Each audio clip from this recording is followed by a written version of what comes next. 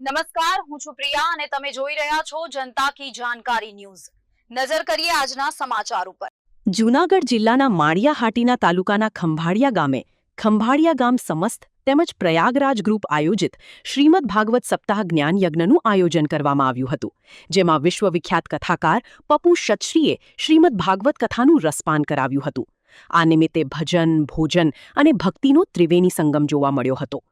આ સંગમની સાથે માનવતાવાદી દ્રષ્ટિકોણથી પ્રેરાઈને ગિરનારી ગ્રુપ જૂનાગઢ તેમજ શિવમ ચક્ષુદાન કેન્દ્ર આરેણાના સહયોગથી તારીખ 11/5/2026 અને તારીખ 12/5/2026 તેમજ તારીખ 14/5/2026 એમ કુલ 3 દિવસ બ્લડ ડોનેશન કેમ્પનું આયોજન કરવામાં આવ્યું હતું, જેમાં બહોળી સંખ્યામાં લોકો જોડાયા હતા।